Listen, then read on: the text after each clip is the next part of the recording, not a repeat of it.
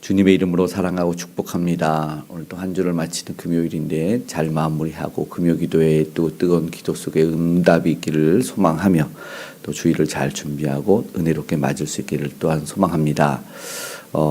오늘 잠언 5장 아들들아 동일하게 시작을 하고 있는 것을 보게 됩니다.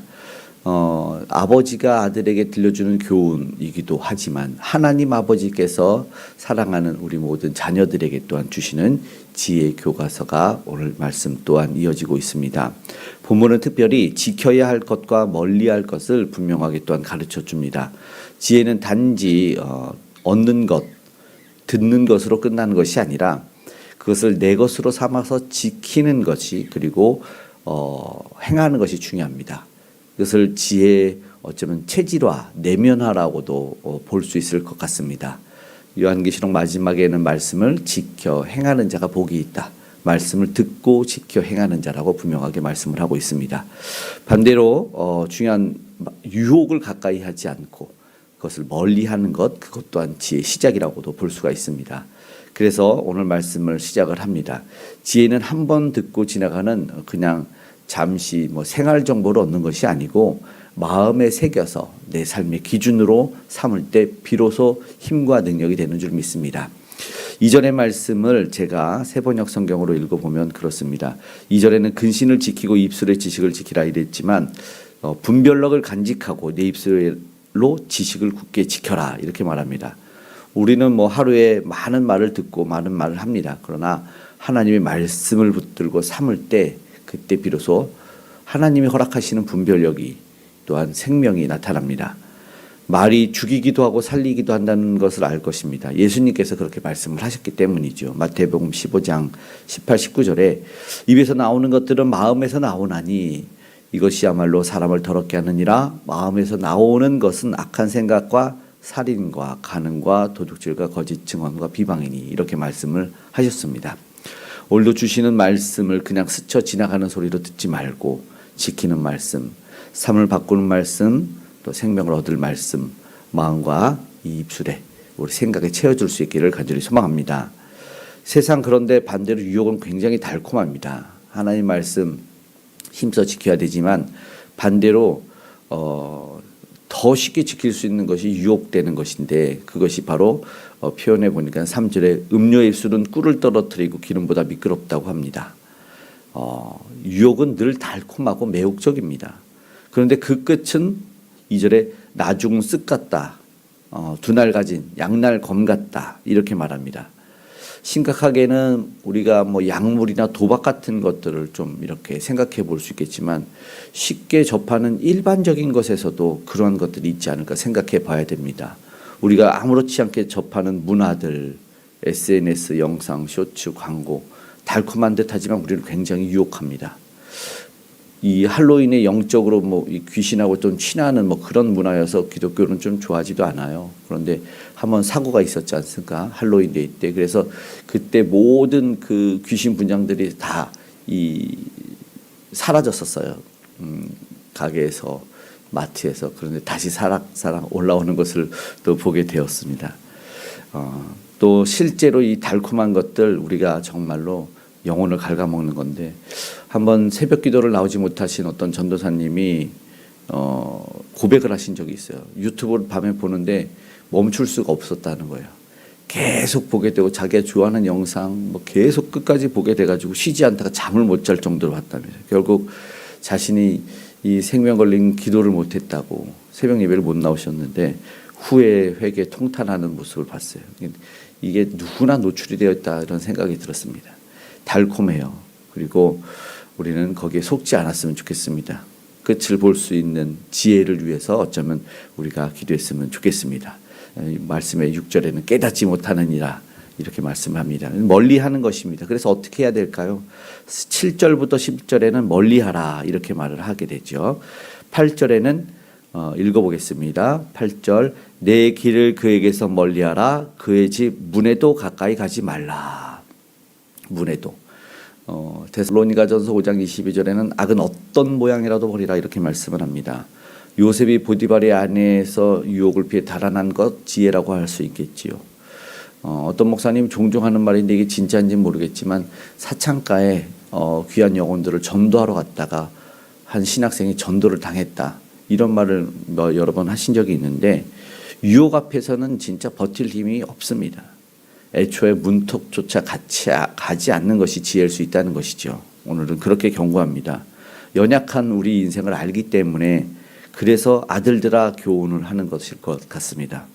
우리의 삶에 무엇이 우리를 무너뜨릴 수 있을지를 돌아보고 어려울 때는 과감히 차단하는 것이 지혜일 것 같습니다. 멀리해야 되는 것이죠. 왜요? 이어지는 11절에서 14절의 말씀은 후회가 오기 때문이다라는 것입니다. 11절 끝에 뭐랍니까? 내 육체가 쇠약할 때 내가 한탄하여 이미 병들었어요. 그래서 보니까 이제 뭐라고 하냐면 어찌하여 훈계를 싫어하며 꾸지람을 가볍게 여겼던가 이렇게 말을 한다는 거죠. 12절에 그때는 그런데 뭐예요? 늦었어요. 너무 늦었을 때가 있습니다. 언제 순종하고 말씀을 지켜야 할까?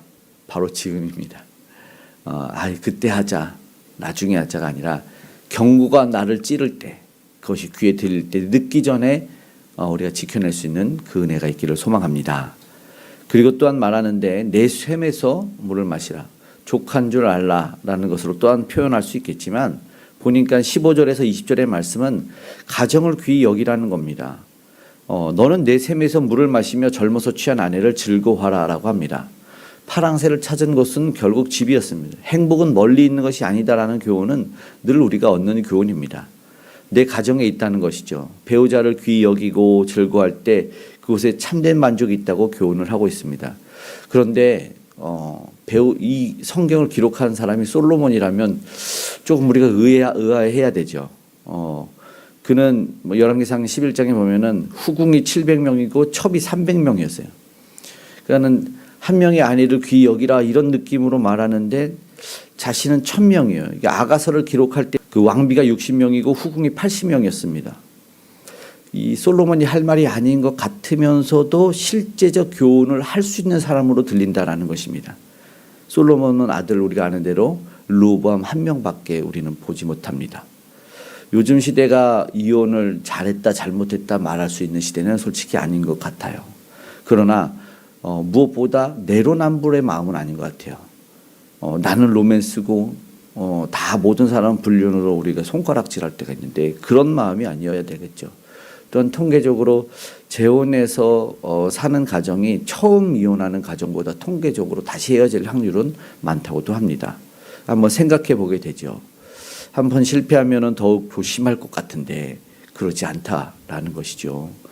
오늘 우리가 이유와 원인은 사실은 너무나 다릅니다. 그러나 우리가 세상이나 사회적이나 우리가 가정적으로 가볍지 않게 우리가 봐야 되고 생각해 보아야 될 문제입니다. 우리가 함께 기도해야 될 문제입니다. 여호와의 눈앞에 있는 길은 그러면 어떠한 것일까? 21절에서 오늘 잠언 5장 마치는 23절의 말씀은 이 사람이 가는 길이 어디에 누구의 길이 있을까? 바로 여호와의 눈앞에 있다라는 것입니다. 그러니까 내가 내 마음대로 사는 내 인생인데 내가 누구를 만나고 헤어지는 건 내 마음 내 뜻 아닌가? 아니고 오늘 결론으로는 하나님이 그 걸음을 지켜보고 계시겠다라는 것입니다. 23절의 말씀을 한번 읽어보겠습니다.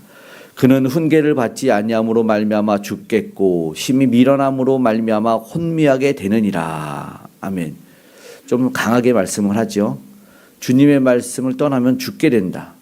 결국 파멸에 이른다. 그러나 반대로 주님의 훈계를 들으면 그 길이 평탄하게 된다라는 말씀을 오늘 강하게 하고 있습니다. 말씀을 마치고 기도하길 원합니다. 분명하게 말씀합니다. 지혜를 지켜라. 말씀을 내 것으로 삶으로 새겨내고 살아내라. 유혹을 멀리하라. 아예 문턱에도 가지 말아라. 또한 가정을 지켜라. 내 샘에서 물을 마시며 배우자를 귀히 여기라. 하나님 앞에서 살라라는 결론입니다. 여호와께서 우리의 길을 지켜보고 계심을 기억해야 됩니다. 오늘 하루도 말씀을 지켜내는 저와 여러분, 또 유혹을 멀리할 수 있는 저와 여러분, 가정을 귀히 여길 수 있는 저와 여러분 돼서 하나님의 눈앞에서 당당하게 은혜의 삶, 복된 삶 살아갈 수 있는 저와 여러분 되시기를 축복합니다. 아멘. 기도하겠습니다. 사랑의 아버지 하나님 감사합니다. 오늘도 주의 말씀을 지혜로 삼아 지키게 하여 주시옵소서. 세상의 달콤한 유혹을 분별하게 하여 주시고 아버지 하나님 미리 피할 수 있도록 지혜 또한 허락하여 주시고 능력과 용기와 주저함 없는 담대함 더하여 주시옵소서. 내 가정 귀히 여기고 배우자를 즐거워하는 복을 더하여 주시고 오늘 주님 앞에서 하나님 당당하게 서 있는 우리가 되길 원하오니 은혜를 더하여 주시고 무엇보다 복음의 삶, 전도의 삶, 우리 주님이 기뻐하는 삶을 살아내게 하시고 오늘도 그것 힘쓰는 복음 전도자의 삶들과 우리 선교사님의 삶에 은혜를 더하여 주시옵소서. 아직 주를 만나지 못하 방황하고 세상에서 무언가를 찾으려고 하는 일이 참된 주님, 참된 기쁨과 평강의 주를 만나게 하여 주시옵소서. 무엇보다 헤매이는 이들 다음 세대가 그렇게 잘 자라나기를 원합니다. 하나님의 은혜가 임하기 원하오니 도와주시옵소서. 외롭고 곤비한 자, 오늘도 아파하는 자들에게 치유와 나음을 더하여 주시기 원합니다. 저들의 마음의 아픔을 떠나가게 하시고 걱정과 근심, 염려가 사라지게 하시고 무엇보다 바이러스와 질병과 암덩어리가 메말라 사라지는 역사를 허락하여 주시옵소서.